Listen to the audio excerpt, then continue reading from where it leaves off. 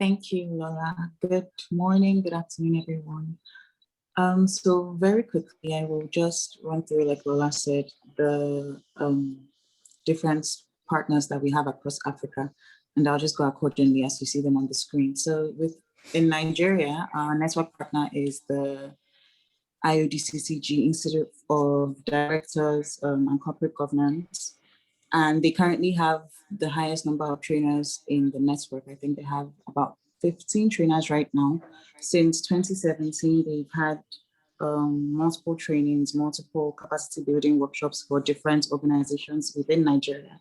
But most notably, last year during the pandemic, with the new realities and new risks that businesses were facing, the Nigerian partner thought it was very key to have a workshop for business leaders just to help them and guide them in navigating the new risks that businesses were facing. In South Africa, our partner has done very well in training small and medium-sized businesses and holding consultancies for many of these businesses. They've also gone beyond corruption, anti-corruption compliance trainings and begun to look into promoting human rights and helping businesses to adhere to international labor laws. And I will leave Lola to speak a little more on that at the end of this. In Ethiopia, our partner is AXA. And Lola just mentioned that last year we had a grant for CSOs in Africa to do some work towards preventing COVID-related corruption. AXA was one of the winners of those grants. And when I'm done giving this presentation, I will put a link in the chat box where you can read more on not just AXA's work so far, but the other grantees. Our partner in Sudan, Alula, has done a lot of work towards giving the private sector a stance and giving them reliability in Sudan as regards contributions to public policy dialogue. They really have sort of given them better recognition. And currently, Alula serves as the anti-money laundering KYC vetting body for visa in Sudan. Next slide, please, Lola. In Kenya, we have two partners. We have Milestone Resources, who has worked very closely with CIPE on trainings, capacity building workshops all over the Comesa region, working closely with large and medium-sized businesses, capacity building and consultancies. As Lola mentioned earlier, they work very closely with us and were very active in the very first APEC that we had, Africa Business Ethics Conference. We also have Twiwane, who works closer with smaller businesses, helping them build capacity in compliance. And last year, during the lockdown, Twiwane actually launched compliance clubs, which are basically a smaller gathering of businesses, business owners who came together during the lockdown to find how they could remain compliant, because the lockdown brought new challenges that really tempted a lot of, especially smaller businesses, to fall back into corrupt ways. So that's the compliance clubs helped a lot of businesses to stay on track despite that hard period of hardship that we all experienced last year. And a good number of them actually recorded having higher profit margins at the end of, after they implemented policy reforms based on the training that they received from the compliance clubs. In Ghana, our partner Rainbow Consult, last year during the pandemic also sprung into action with an SME bootcamp, which came in very essential. With the pandemic and lockdowns, a lot of companies were thrown impromptu into working from home. Unfortunately, a lot of those companies did not have work from home policies and other necessary policies that they suddenly realized they needed. And so this bootcamp was very essential just to ensure that they were remaining compliant despite the difficult times. In Mauritania, our partner is Nouvelle Vision, and Nouvelle Vision is probably the only organization right now who is doing any work towards promoting and advocacy for compliance in Mauritania. And during the lockdown, Angola partner in-law joined us. They have been working very hard to just meeting new milestones, bringing on new trainers, and continuing to spread the advocacy for compliance. In Tanzania, we partner with UN Global Compact Tanzania. They have built a coalition that promotes ethical business practices in Tanzania, and they have worked on a business integrity guide, which will shortly be published. In Zimbabwe,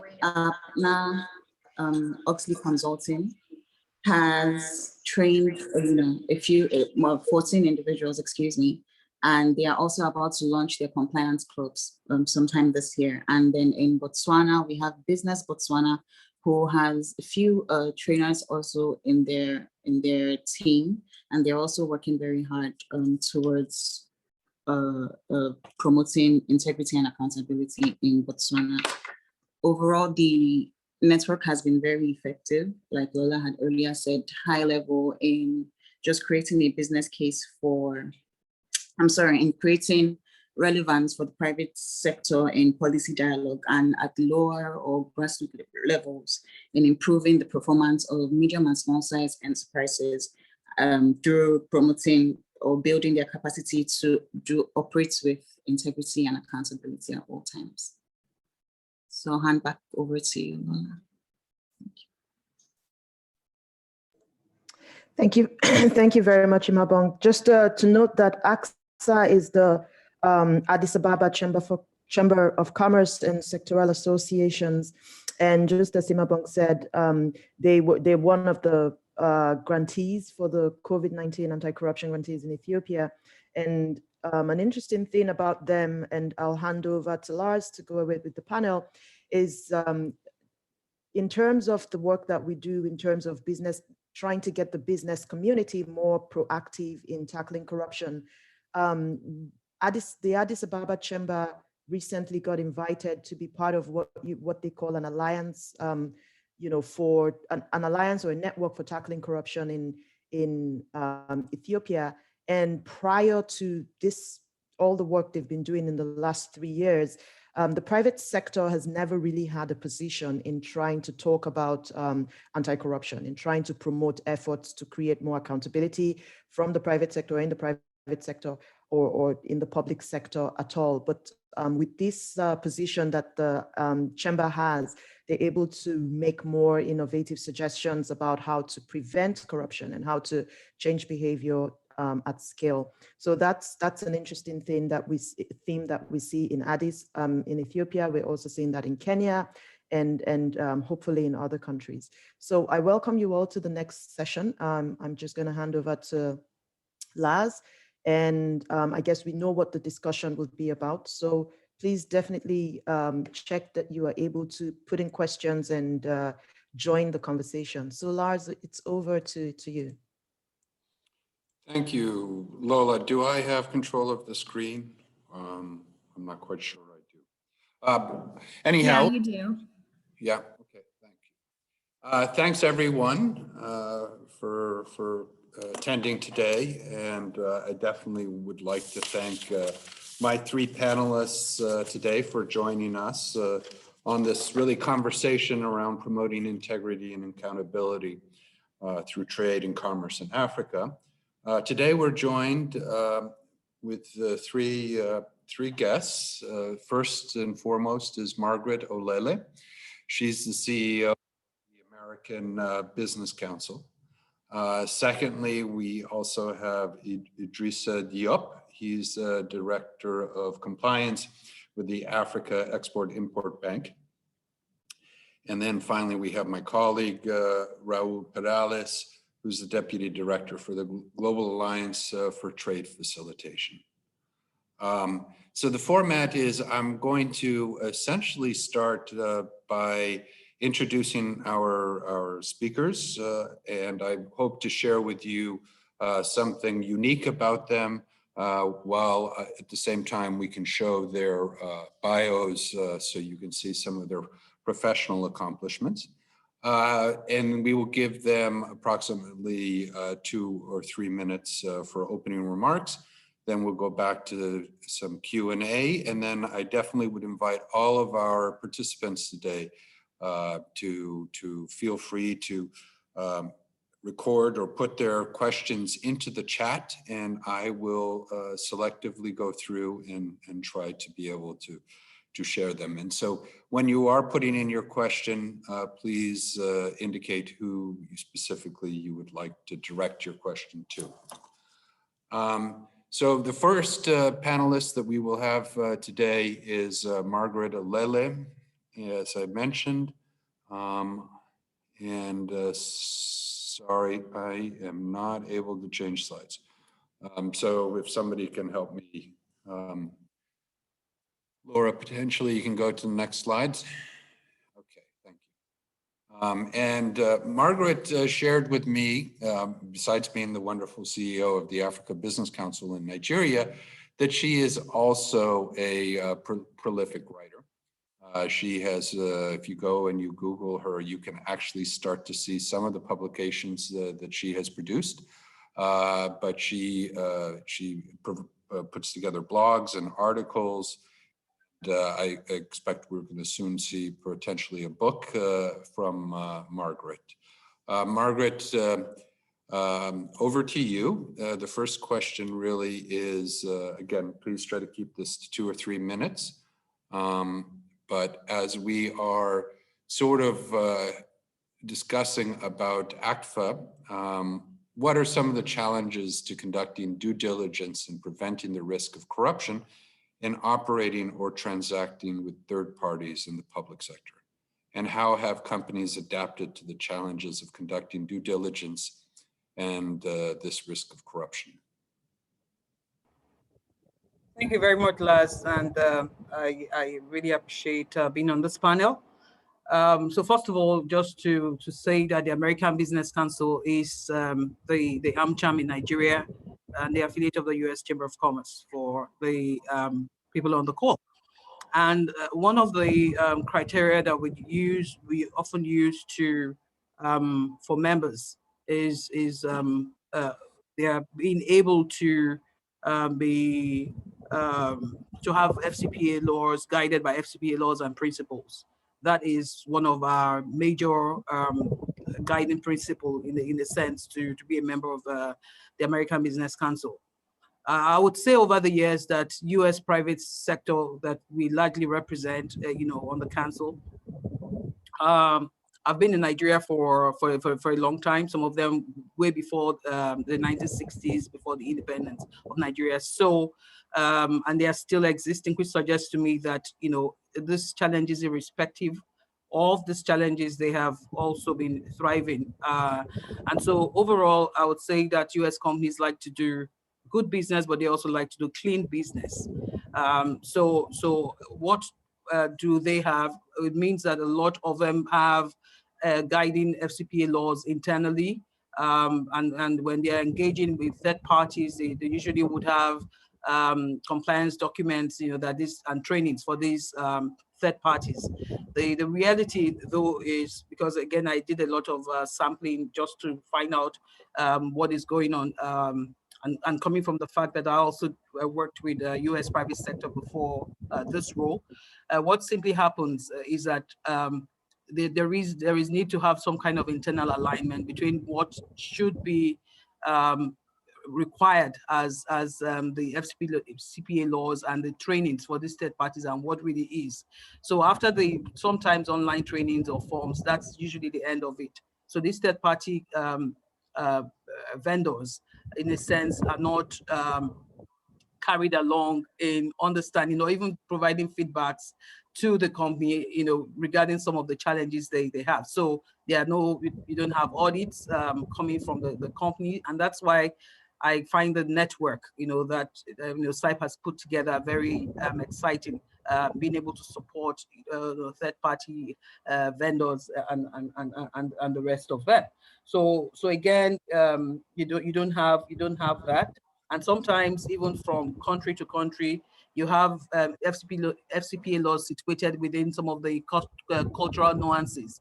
So being able to align some of these things become itself a challenge. So I think there's a need for companies to engage, better their third party or their vendors to be able to not just sign the forms, FCPA forms, but also understand the value and to be able to in themselves report these and also have a sense of audits that happen.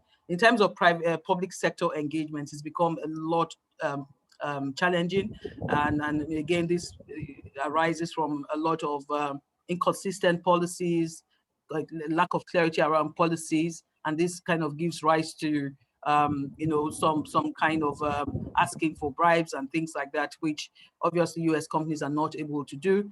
Again, you have issues around very manual engagements, so you have electronic engagements not there, and and all that. So when you have this person-to-person engagements, then it becomes easier for government officials to begin to request for these kinds of bribes. Now, what is the implication of this? The implication of this for US companies, knowing full well they are not able to do that, would impact on the cost for business.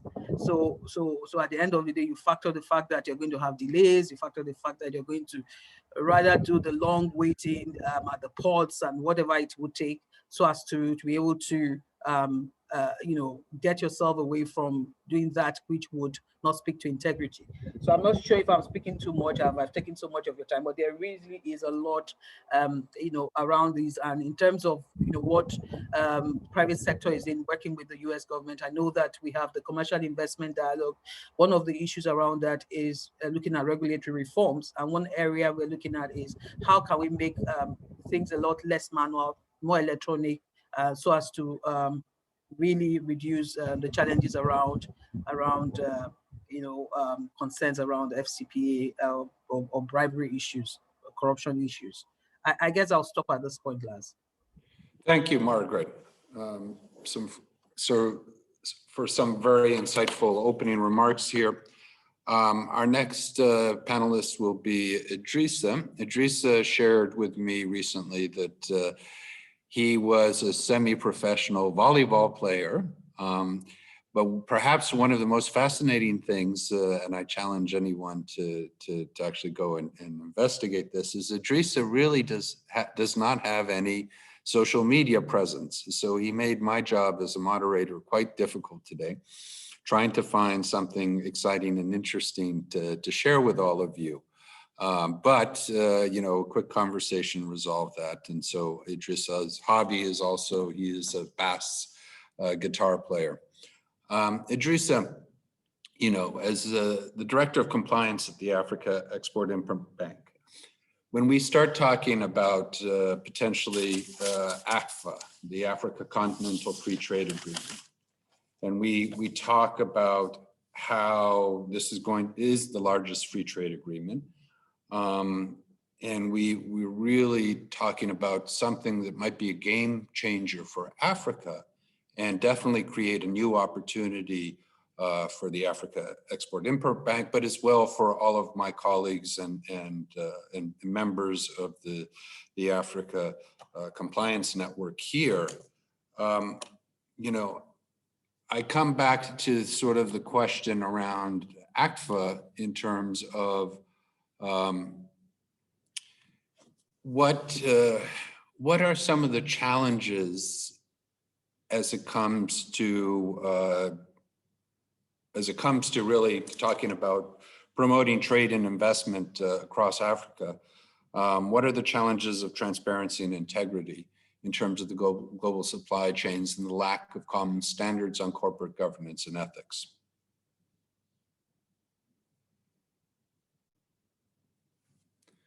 Idrissa, you might have you're muted. Sorry, I was muted. Thank you, Lars.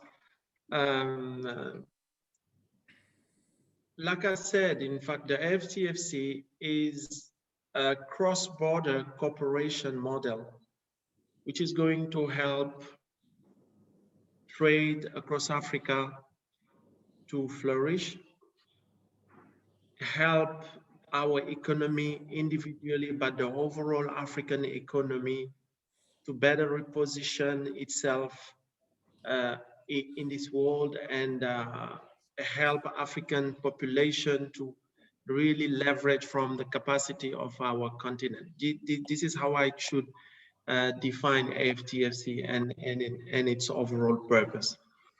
So now when it is about the challenge of transparency and integrity in global supply chain, I think that what we see in our individual countries is that people are facing small and medium enterprises are facing issue on having the product properly traded, properly sold. They are facing local barriers in terms of tax, but also oftentimes are trying to dodge those taxes, and we end up with corruption. So transparency is a key issue at the country level, and if we then look around the continent, we see that for somebody to trade his product from, even by crossing its own border to the next country, he may be facing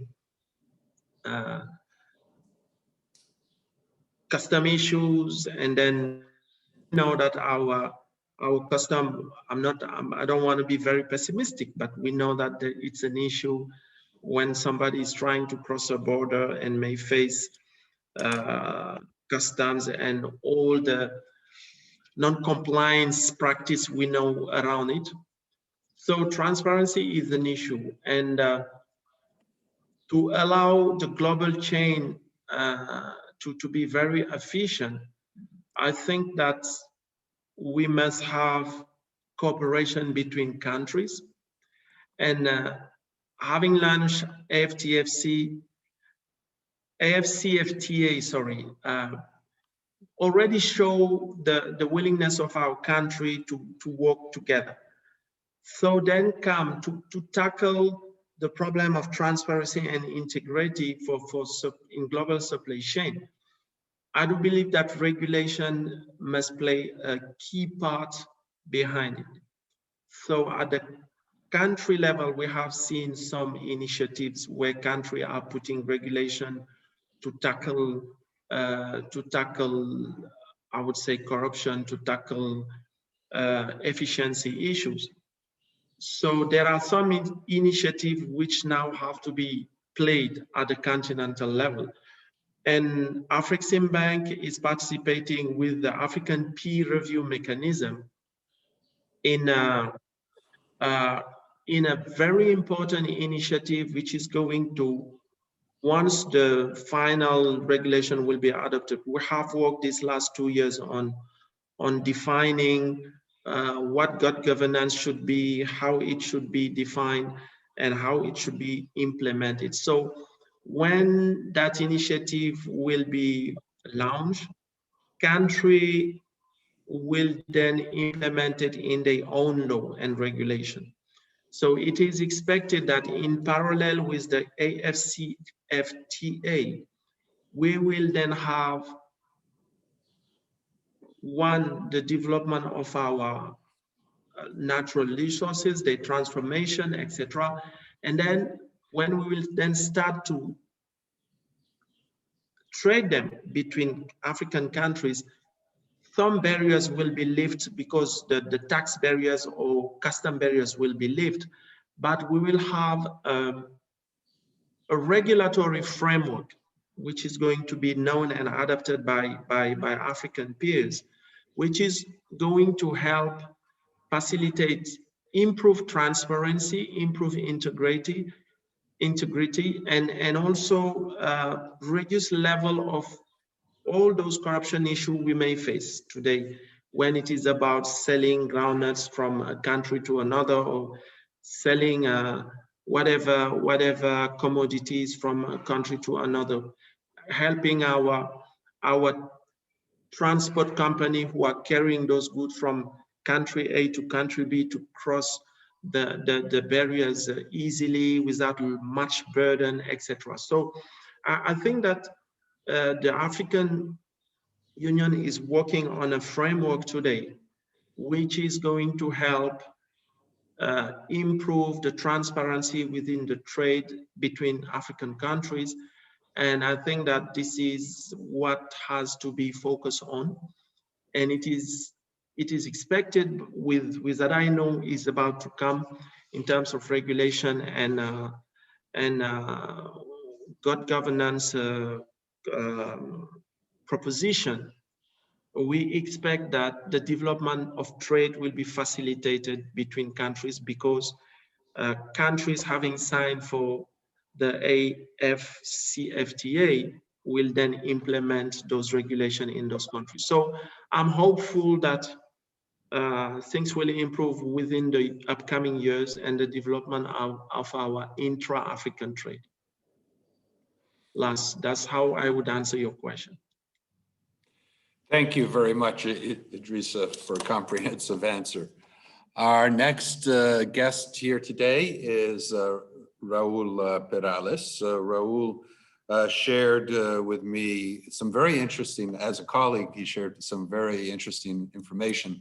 I've known that Raul is a fabulous chef, but I learned some new things this week, including that Raul, when he was a young man, younger man, he was a singer in mariachi bands. Mariachis, for those that are not familiar with this is a Mexican cultural phenomenon and really a music, important music from Mexico. And then the other thing that Raul shared with us was that he is a wine connoisseur and has actually visited vineyards across 5 continents. So Raul, welcome to joining us today. I will start this off with your question, which is, trade is going to open doors for economic growth and development across Africa. So it is clear that trade is an important path towards recovery from the pandemic.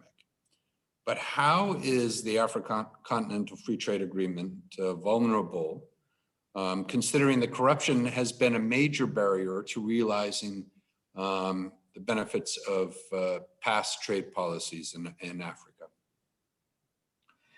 Thank you, Lars, and good morning, good afternoon to everybody in the conference. It's a fascinating question. For many years, people have used free trade agreements like the AFCFTA as vehicles for framing concerns or policies regarding transparency and compliance in their own countries. So, for example, reformist governments have used these agreements to anchor the reforms that they want to pursue domestically through the agreement, because the agreement provides governments with a sanctioning mechanism. So they basically tie their own hands in a way, right? If you do not comply with some of the terms of the agreement in those respects, government will face sanctions in terms of lost market, lost revenue from tariffs, or from market access or other such measures. So it provides reformist governments with an incentive to do that. The challenge is that puts the onus on framing the trade agreement. And what does the trade agreement have to say about these kinds of measures, right? What kind of things do you put in the agreements? Issues of labor, issues of environment, issues of compliance, so on and so forth, which in some cases are intrinsic to discussions about corruption and accountability. There are clauses regarding trade facilitation, for example, having to do with cross-border transactions, which is where we see a lot of the corruption taking place in questions of trade. But again, the question becomes an interesting one. How is this setting up expectations for the agreement itself, right?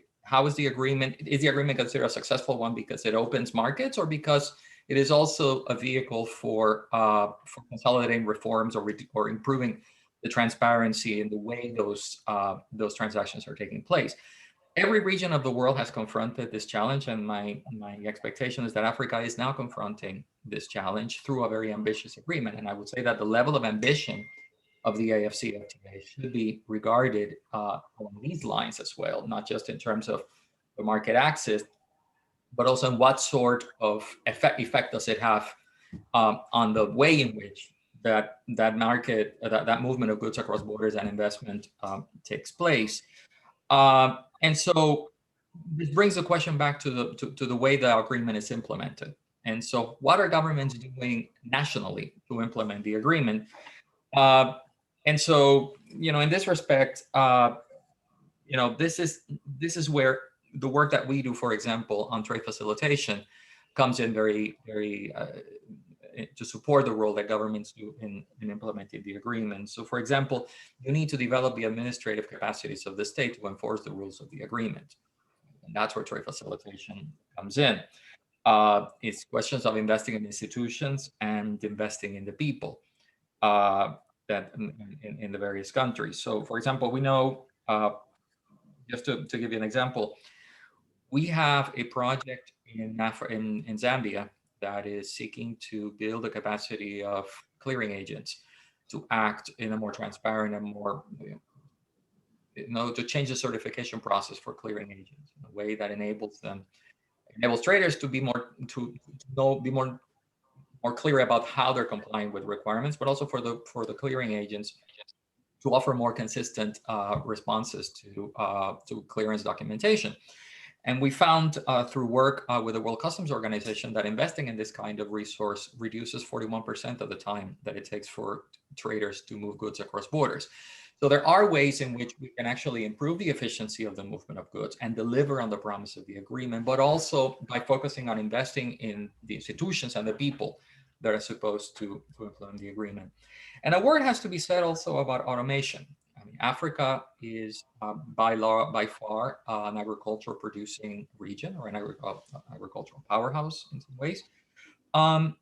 If we look at one of the biggest tools that countries or governments have resorted to in terms of improving the transparency of cross-border transactions, as some of our earlier speakers have said, is automation.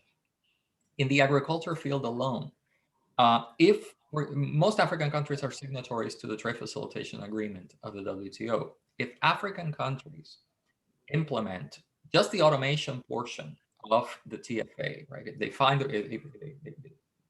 they secure the resources to implement these automation provisions, you will see a 30% reduction in the time that it takes to move agricultural commodities across borders. Again, for perishable goods, this is a tremendous boost in productivity and in movement of goods. So again, it's a question of how we invest in the institutions and the people at the national level to meet those expectations of the agreement. Thank you, Raul. Building a little bit off of something that you just said and turning back specifically to Margaret. Margaret, we recently conducted a study in Nigeria, specifically around the Africa Continental Free Trade Agreement. And really, Raul also alluded to this. It was one of the questions that came up was the strong need to domesticate some of the overall agreement now that we're in the implementation phase, and potentially the problems that will cause in terms of cross-border trading as sort of the laws need to catch up and the rules need to catch up with sort of the intent of the agreement. The second thing was there was a lack, and this is also going to one of the questions from the participants, there was a lack of awareness among SMEs specifically about what the Africa Continental Free Trade Agreement means. So as somebody who sits, in terms of in the middle, talking from your experiences working with the Chamber of Commerce, the American Chamber of Commerce in Nigeria, I'm particularly curious in terms of your dialogues with the government, with companies themselves, on how familiar are they with sort of the Continental Free Trade Agreement, and sort of coming back to some of the issues, do you think that this period that we're talking about just having implemented since January is going to open up new opportunities for corruption or fewer? Well, thank you, Lars. This is, well, I say double or triple barrel question, but I'll try and answer it as much as I can. So last year we had, I think that was really the first public outing of the AFCFTA Secretary General. You know, we had an engagement with him to kind of raise awareness with the private sector on, you know, the values of AFCFTA for Africa. And I remember he said that that is the palliative for the African continent. You know, that is really the palliative we can have for the African continent, and that there is a strong need to engage private sector, to collaborate with private sector. The next step was going to be that we're going to have stakeholder engagements with the AFCFTA to, you know, address some of the issues by sector to sector basis, and look at opportunities that would arise from this private sector organizations engaging with the AFCFTA. But I would say that this is really more at the more global, multinational, bigger company engagements as opposed to the SMEs. There is still the need for that awareness and engagement with SMEs to understand the values. And one of the things we're planning to do, working with other stakeholders this year, would be, you know, really helping to create that awareness to move to the next stage, which we had earlier discussed with the AFCFTA SecGen on private sector engagement to support that awareness, to support that you know, understanding of what opportunities exist. So we're currently talking with some partners, including our colleagues in my AmCham colleagues in other markets, to see what opportunities would come from that level of capacity building. So that's one area. And the second area, the second question, which I think you asked, is the issue around you know, corruption. Is it more like corruption going to lay down its head, or corruption going to exacerbate? If I understand the question, you know, in the face of AFCFTA, and I think at the end of the day is we need to do a lot of stakeholder engagements, including the governments across the continent. We've seen, even beyond the issue around corruption, we've seen a lot of protectionism, localization, which is making even issues around harmonizing certain issues, certain things that would make the AFCFTA work. So Nigeria not really being left out in that area.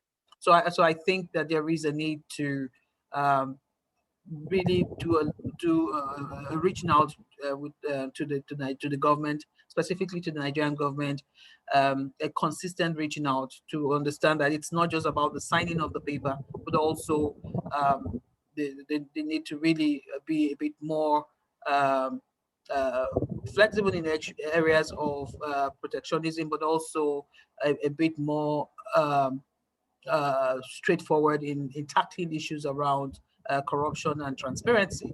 We're not getting better, you know, obviously from the records, we're not tracking so well. You know, this year it was, I think 2020 was 149/180 in terms of the corruption index, you know, for Nigeria. So we need to keep chipping and banging at that door until government, you know, realizes that, you know, this is really not just for the good of private sector, but also the good of the country, if they are to enjoy the benefits of the AFCFTA. Because a private sector would need to, people, if you want to invest in Nigeria as a country where you want to kind of offtake into the AFCFTA environment, the overall AFCFTA project, you need to have an enabling environment. An enabling environment would be definitely one devoid of issues around corruption and transparency. Thank you, Margaret. The next question, I'm going to go to Idrissa. Idrissa, as a compliance officer, I would, one of the questions that I find to be most fascinating that I get in frequently, but sometimes we'll see what your answer is that frankly, at the moment, corruption does pay in Africa. You need it to be able to do business successfully. So as somebody who's the director of compliance and somebody who cares deeply about ethics and integrity in terms of trying to establish, and in addition to that, given that we have the Africa Anti-Corruption Network that is with us here today, I'm curious on what we can do to make the cost of compliance a lot lower and the cost of corruption a lot higher. Thank you, Lars. I believe that there is one exercise that the government have to start thinking about, which is similar to what financial institutions have with the current regulation. Everywhere, banks can declare suspicious transaction to an authority called FIU, which is Financial Intelligence Unit. So when a bank sees a transaction which is suspicious, it can declare it to the FIU. And to come now down and help corruption, bribery, etc., lower down, I think that we need to help the SMEs who are facing corruption to be able to do the same thing that the banks are doing, meaning that having an authority to which they can go and declare the case that somebody is trying to bribe me for me to cross a border, or somebody trying to cross to bribe me in order to do something related to my day-to-day business. So if we have, certainly it exists, but it's not something I'm very familiar with. I think that helping the SMEs to speak out and having an authority which is here, stable and given power to sanction any corruptor, I think that this, if people are educated to know that they can go talk to somebody who would then stop the process of paying that money to any civil servant or corruptor, I think that this would be a way to really make people understand on a daily basis that corruption is something which is not accepted, and corruption is something which is fought by the authorities. So I think that this is an initiative which can be sought. I don't know what would be the outcome of the final outcome of the African peer review mechanism proposition, but conversation did happen there, and to me, this would help really to lower down corruption and to make corruption stop paying. I can be candid with this idea, but I do believe that there are those kind of initiatives today, and particularly with this project of broadening African trade coming with the AFCFTA. I think that something has to be initiated like this, and this can be a way. I don't know if my other panelists colleagues think twice, but think the same. But this is something I have already discussed with some of my stakeholders. But we need initiative at the institutional level, so that SMEs know that they are being helped on this direction. That's my answer. Thank you, Idrissa. Raul, I'm going to give you a softball question here, which is essentially, we know that a lot of the problems as it relates to trade facilitation is clearly there's regulations, and we know what AFCFTA is promising in terms of reducing some of the specific tariffs. But let's talk about non-tariff barriers and how that might and might not affect the implementation of AFCFTA, given your experience and what you've seen in other countries. How important are these non-tariff barriers in terms of creating new opportunities for corruption? And is there something that we all can be looking at right now to give us sort of a yardstick of progress being made or not being made in Africa? Thank you, Lars. Actually, it's quite a big question.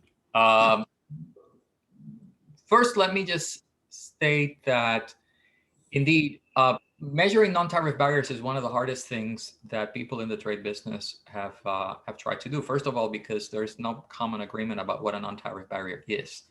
The WTO tends to have a minimalist definition of non-tariff barrier because obviously you have to have consensus in the organization as to what those constitute. But non-tariff barriers can be interpreted as anything from the regulatory capacity of a government to invoke measures for the protection of the population for whatever reason that might be, to national security measures, to other kinds of regulatory issues, investment issues, or matters that are completely outside of the purview of trade, but that have trade-related consequences. And so one of the ways in which we've tackled corruption in trade has focused on some of the more standard and traditional mechanisms of commercial transactions, but not some of these other areas that constitute non-tariff barriers, particularly even on trade finance, for example, which is not properly connected to the Trade Facilitation Agreement or the AFCFTA, but that are areas in which we have seen opportunities for corruption and lack of transparency. Then, of course, there's a question of regulatory capacity. As I said earlier, do these things act as a non-tariff barrier? For example, if the Sanitary Inspection Agency or the Phytosanitary Inspection Agency doesn't have the capacity to implement risk management and instead chooses to do 100% inspections, which in a way is fulfilling their duty as pertains to their mandate as granted by their own governing document, but that in practice act as a non-tariff barrier because they don't have the proper training, because they don't have the proper resources to deploy to the border to do those inspections, or because there is a possibility of asking for bribes when they do the physical inspection. You know, I'll leave your cargo alone if you pay me a facilitation fee, for lack of a better term. I guess there's another tool, and that I was just looking, that it's fascinating, and it refers to something that Idrissa spoke to earlier. One of the fundamental ways in which people have to fight corruption is information, to actually know what does the regulation say about any kind of measure that is being introduced at the border, because again, uncertainty and unpredictability are vectors of corruption for commercial transactions. New regulations that the traders are unaware of. You find yourself with your goods stuck at the border and you need to liberate your cargo. How do you do that? Well, that's an opportunity. In an environment where it's where human interaction prevails, that can open opportunities for corruption. So publication is a fundamental piece of reducing access to information, is a fundamental piece of reducing corruption in commercial transactions. And I don't have the data for the AFCFTA and how those provisions are included, but in sub-Saharan Africa, which are signatories to the Trade Facilitation Agreement of the WTO, and the AFCFTA is a consonant with the TFA agreement, there are only 9 sub-Saharan countries in Africa that have actually fully implemented publication requirements of the World Trade Organization TFA agreement. Only 9 sub-Saharan countries. For most of the sub-Saharan African countries, they have less than 20% of the publication requirements provisions of the TFA fully implemented, which is the lowest region of any region in the world. So access to information, I would say, is the fundamental piece of the puzzle in terms of reducing border or corruption in commercial transactions in Africa, and at the same time improving access of small and medium-sized enterprises to international trade. Thank you, Raul.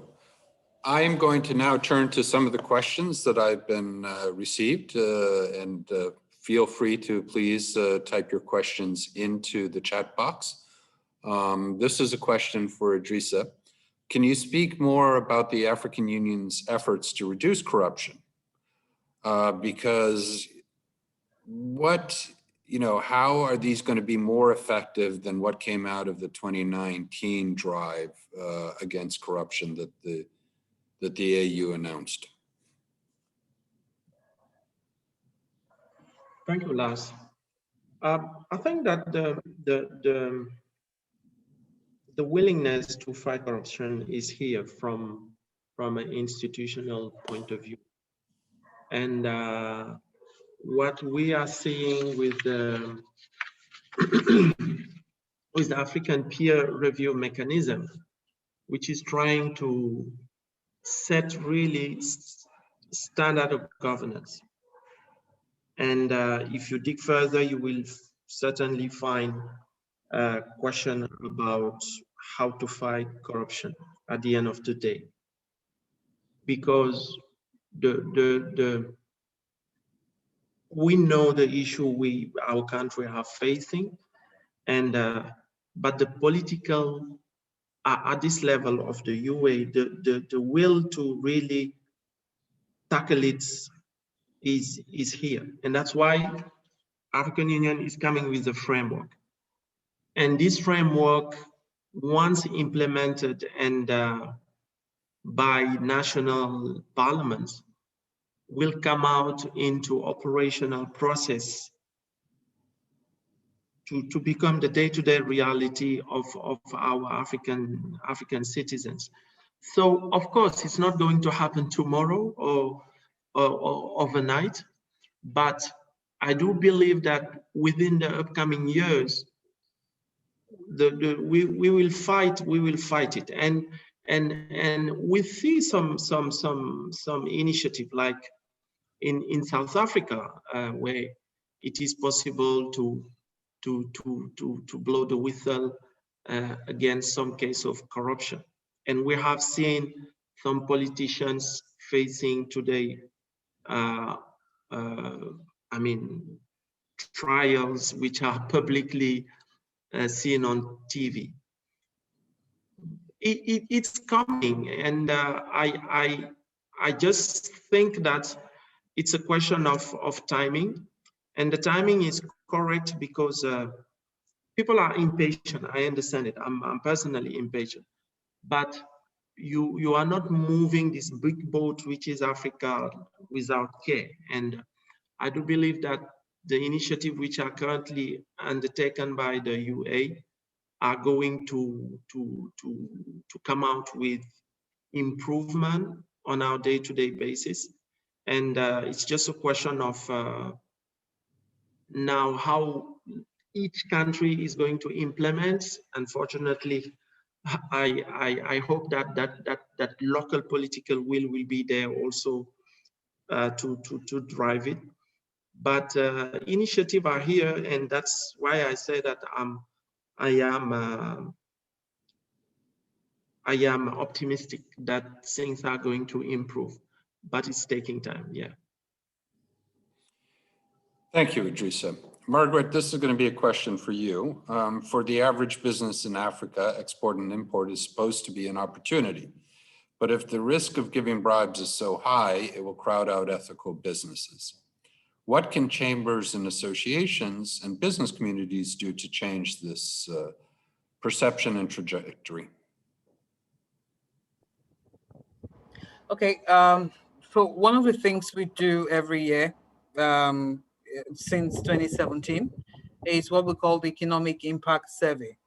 So that impact survey tells not only the value we bring to government, but also the kinds of taxes we pay, and also the issues around the challenges that we we have. And one of the recurring challenges remain this issue around the inconsistency of regulatory issues and policies that obviously would give birth to corruption and things. And we use this document as a way to engage governments to say, look, you have to take us seriously. We have this is the value we bring. This is the money, the revenues we're generating. These are, through taxes, through these are people we're employing and all that. So you have to take us seriously when we're telling you that corruption issues are critical through regulatory challenges.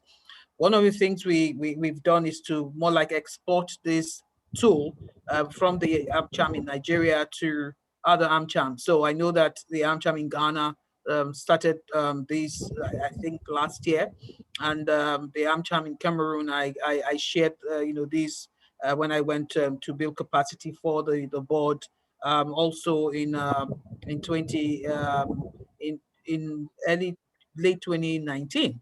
So if we're able to have this tool to engage government, to let them know that not only that, we bring value to the table, and so you need to listen to us when we tell you that this is happening, because when these businesses begin to move away or look for more markets that have better business ambience and environment ambience, then it would not be good for the country. And I'm actually thinking that perhaps we may include another indicator this year or in the coming years, and that may be issues around how many companies more like reporting corruption issues. So like how many companies have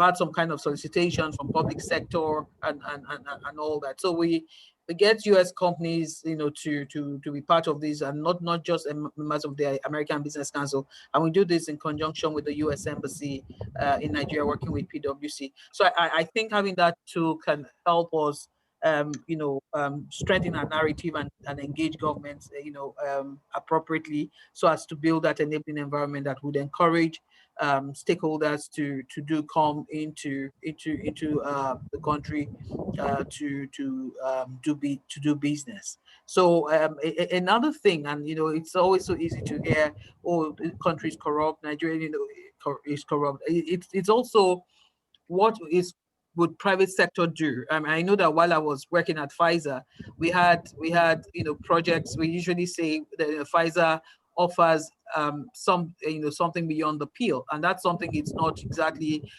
it's not bribery. It's not because again, obviously we can't do that. But obviously, what are the other things that come around business that makes this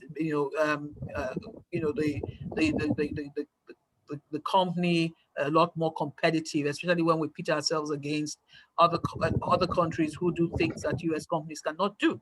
So again, this is something we should always think when we're thinking of doing business in the continent. Thank you, Margaret. I've been seeing a couple of questions on here, specifically as they relate to SMEs. And so I'm going to not quite read the same questions, but I'm going to synthesize with my understanding of what some of people are talking about.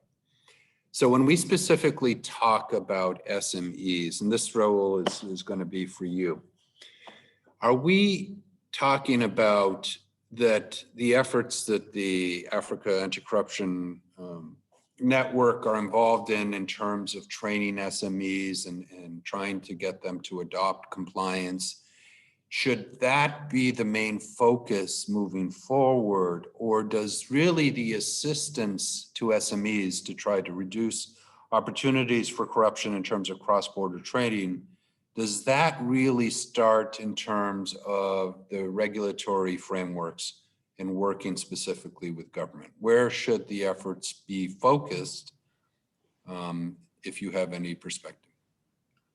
Sure. I think it's important to acknowledge that reducing corruption in cross-border transactions, and particularly supporting SMEs in their ability to trade, are not mutually exclusive, and it's not a zero-sum game in terms of efforts that you put in terms of supporting how SMEs are better compliant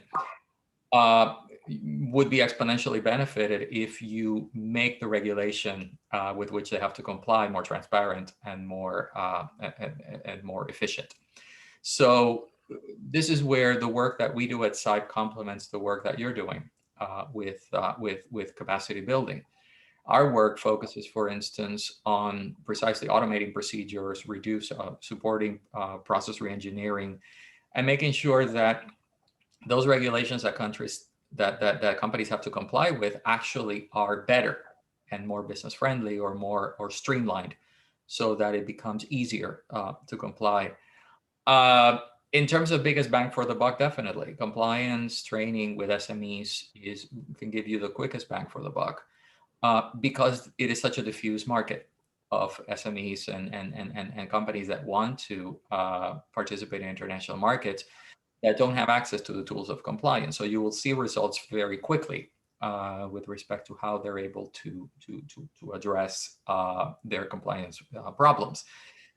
On the part of governments, the biggest, and it's been proven by both WCO and WTO, the biggest investment that governments can make or that people can make in supporting more transparency and compliance is automation. To the extent that you can reduce the level of physical or personal interaction between the trader and an official makes the process more predictable, more stable, and therefore more inviting for the companies to especially SMEs that have limited resources to devote to compliance, to actually engage in international trade.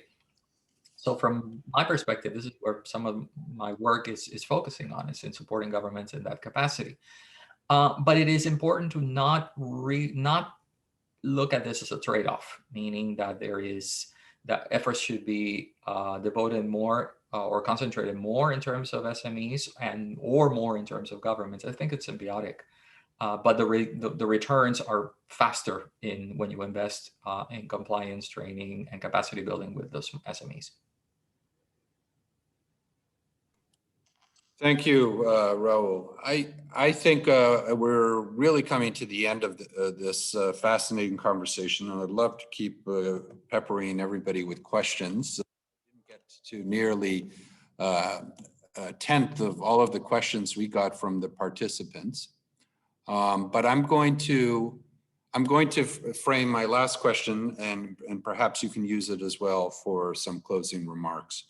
And please keep your comments brief, 1 or 2 minutes. And we'll start, I think, with Idrissa.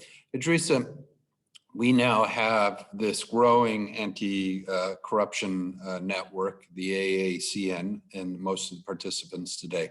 But, you know, and I think all of us have been in different conferences related to anti-corruption, including the ABEC efforts, including individual efforts that Margaret has led in Nigeria, that you have been involved in as well. How can all of us come together and work more effectively together? Specifically, this is a question really from Richard, which is talking about how can we, in terms of those of us involved in anti-corruption, work better together in terms of different networks or perhaps on different areas? Good question, but also difficult question, because we are facing several regulation. There is a language barrier, etc. So, but the willingness to create an overall network is here, and I think that it's very important that at country level we have entities which are going to handle the topic of corruption or the topic of compliance. I know, for example, I'm a vice president of the West African compliance officers, and we fight to get in every country of West Africa a local compliance association, which are going to liaise with central bank, etc. So to me, and it's coming back to what I have said earlier, SMEs, and to tackle this specific topic of corruption, I think that one need to think about organizing the SMEs at national level. But for example, the Chamber of Commerce, they are here. Which initiative they can really promote to work with local authorities and initiate the fight against corruption more efficiently. This is a way to go. And then after, from National Chamber of Commerce to the African Association of Chamber of Commerce, if it exists, certainly it must exist. The initiative will be then gathered there, and conversation will happen then at the continental level. So I do think that it's going to come by that, but private sector must push it. Because if we wait the tempo of our local regulator, we don't have the same tempo. They don't have the same speed. And somebody must to trigger them. And I do believe that Chamber of Commerce today, which are the how can I say, the mechanism that SMEs should use, must be more present on pushing local authorities to bring something against this. And then we escalate it and organize it at a continental level. Thank you, Idrissa. That's my opinion. Raul, we're going to turn to you for your final comments or thoughts on the question. One of the things that markets are powerful driving forces for changing governance and creating opportunities in developing countries, but also for communicating best practices and reforms on questions of governance. It is remarkable how in most of the markets to which African exports are destined, questions of what we call ESG, environmental, social, and governance concerns, have risen to the forefront of how customs authorities and other border agencies choose to enforce and monitor the clearance of customs and the release of cargo at the border. So in that respect, this brings to the center questions of how are African governments monitoring and enforcing compliance themselves, and how transparent they are in the way that they handle cross-border commercial transactions. So by creating this type of precedent, and I hesitate to call it pressure because it's really not direct pressure, but it is a socialization of the importance of these considerations in the way in which advanced economies are acquiring products and merchandises originating from different parts of the world. It puts this at the center of how countries will think about trade from now on. The pandemic has only increased the importance of these kinds of measures in the world. So I think we're in the cusp of seeing some very important tools being developed, some very important requirements being put forward of private sectors, but also of authorities to ensure compliance with these kinds of requirements. And I think that this is to the betterment of international trade in general. We all want trade that is lawful, that is compliant, that is socially responsible, that is environmentally sound. And so in that respect, I do invite folks to pay more attention to developments in that field and to work with, to press governments to be more transparent on how they're complying with these kinds of rules and regulations, because they have signed international commitments to do this. So it's their responsibility to implement, and as private sectors, we have the capacity and the responsibility to demand compliance. Thank you, Raul. Margaret, turning to you to share some final thoughts on how we can move forward in terms of the fight against corruption. So for me, I think there are several ways, but I'll just highlight one or two. So it takes to commit the act of corruption, let's put it that way. So which means that while you have some, U.S. companies and maybe companies from, the EU or UK, being guided by these principles and, of governance, of transparency, we do have, companies and countries that more like, encourage this. So private sector from other, countries. So, and so in terms of, making even the business environment competitive in the way that it shouldn't be. So we play by the rules, others don't play by the rules. So how is it possible that, is it possible that even from the countries that do business in Africa, they begin to look at how do you penalize other countries that in a sense even encourage their private sector organizations to come into the continent and do things that they wouldn't really do in their country in some way. How do we ensure that there is some kind of structure in terms of organizations and companies that really want to do business in the continent as well? Now, I'm not saying that the government in the continent or the governments in the continent are innocent, but like I said, it takes two to play this. So for us as private sector, there is still the constant need to call out to governments.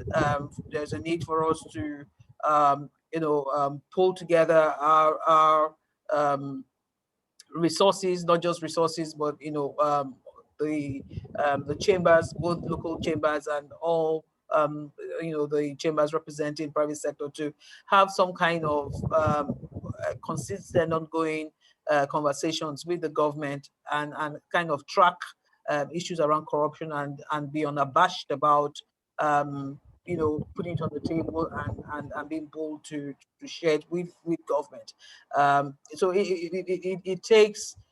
Sometimes you wonder why someone who works in private sector gets into government, the government environment, ends up not being able to pull those the culture they've learned into the environment. So we need to be able to really make government understand. It's not an easy, it's not a one-day thing, but to understand that there are values. Maybe we need to also begin to put together some research work that would show the incremental cost losses that corruption puts in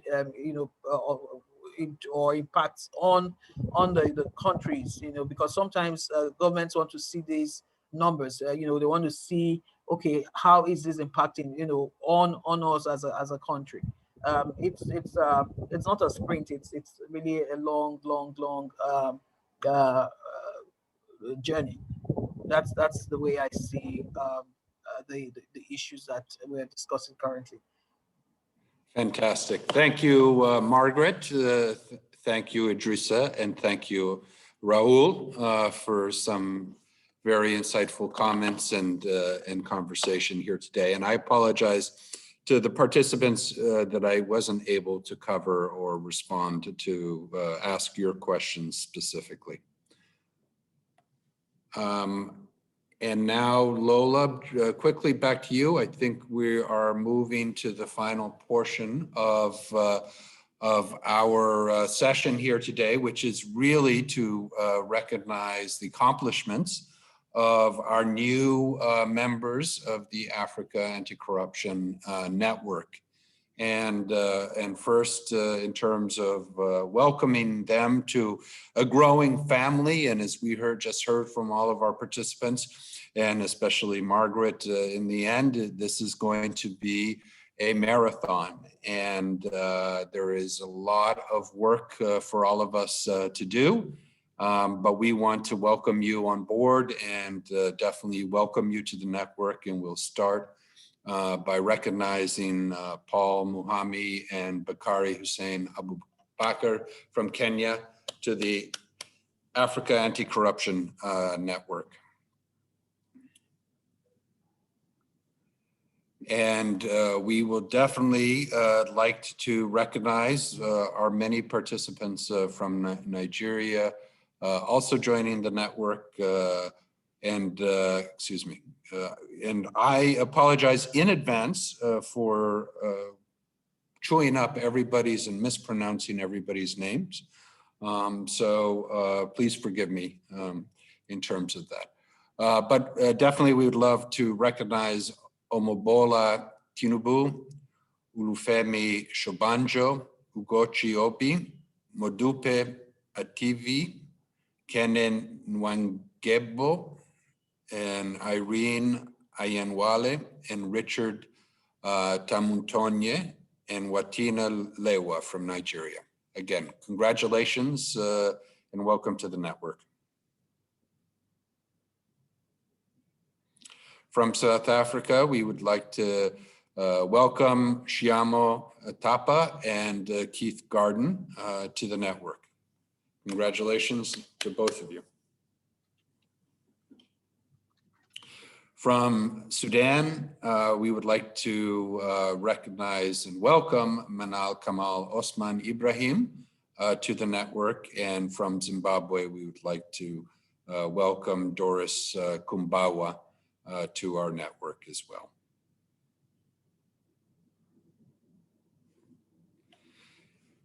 And again, I'd like to congratulate all of you that are now part of our provisional trainers.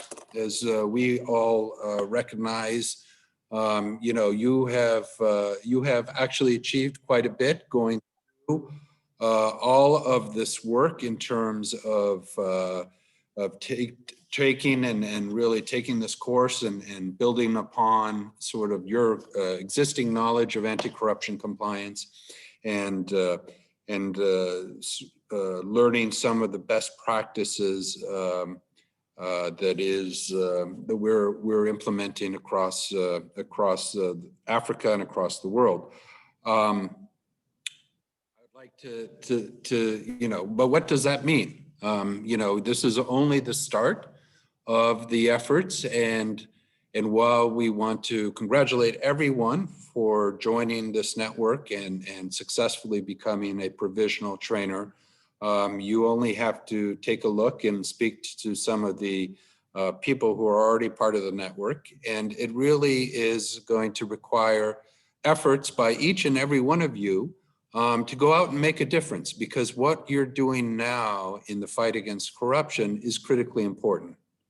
And it is absolutely necessary that each and every one of you are involved in terms of making a difference. And this difference can come from within your own consulting or your own companies to, in addition to that, more importantly, sharing now some of the knowledge and information with other companies in your countries, sharing some of the best practices with people who are part of this network, consulting with individual companies, because one of the questions that I started and I asked, and you know, Lola has framed very well previously, is really we want to lower the cost of compliance.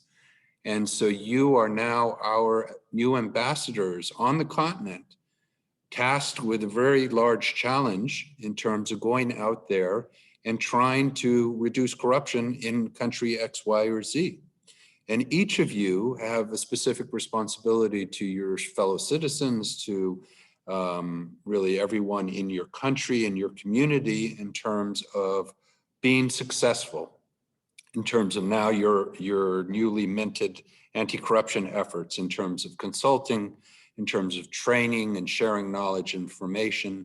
But that also comes with other responsibilities in terms of participating in the fight against corruption, letting your voice be heard among many others in the country, among important leaders in your religious and your society, in terms of your communities, your politicians, but representing the private sector. And now you are the voice of the private sector in terms of an important growing area of business, which is compliance. And finally, you know, as we are talking about this, CIPE promises to bring you new best practices, new tools, new knowledge and information, but this is a two-way street.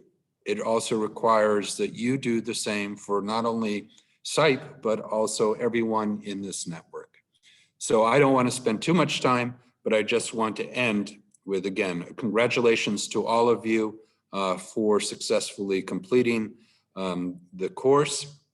And also, I know we have others, and I want to recognize all of the efforts of everyone else that is still in the process of acquiring and becoming one of our provisional trainers in terms of this growing CIPE network. So thank you, everyone. Back to you, Lola.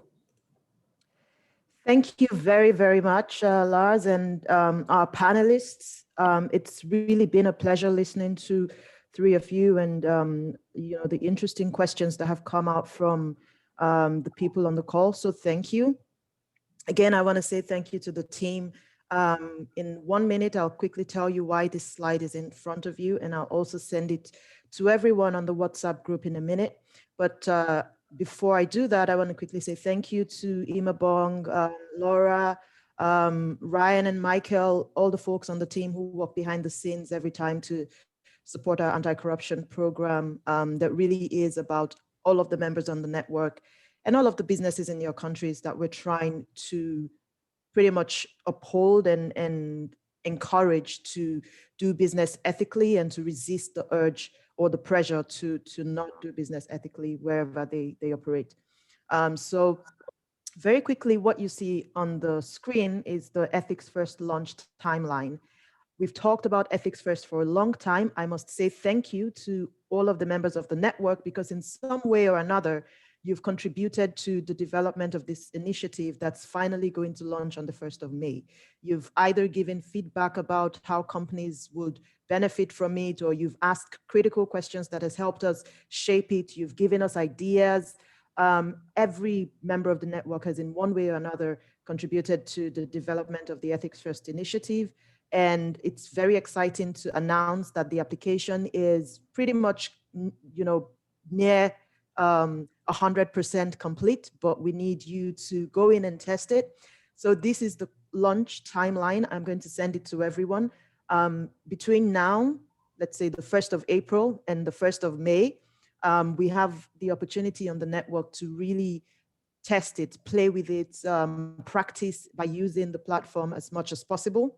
And in the month of May also, you will get a chance to start registering companies or clients of yours that have gone through your training and that would be eligible, you know, to be listed in either the green or the silver or the gold category, which you might be aware, you will know what that means. But there'll be an opportunity for you to learn a whole lot more about Ethics First. So starting from Tuesday or Thursday, it is the 1st of April, we'll start to have meetings with the sub-regional teams just to explain and to show you how it works or to answer your questions and make sure you're really comfortable with it, so that by the 1st of May, when Ethics First is accessible publicly, it's a value add to you and to businesses that might use it on the continent. The idea is the limited number or seemingly limited number of companies that go through the, if you like, pains of doing business ethically and silently. We don't want them to be silent anymore, and we don't want them to not be recognized. We don't want them to not be able to take advantage of the business competitive advantage that they have by doing business ethically, doing business with integrity, being accountable business owners, business leaders, and business managers. And so that's what we anticipate that Ethics First would do for the group of businesses that would be in your network, and hopefully, you know, the growing network that you create. So I'm sure there'll be questions. We'll have a lot of time to answer them, but we wanted to show you the Ethics First launch timeline at the end of today's session. Thank you very much again for joining us, and I hope you enjoy the rest of your day. And we shall most certainly be in touch about more on our anti-corruption program, and specifically Ethics First. So thank you very much, everyone, and enjoy the rest of your day. Bye-bye.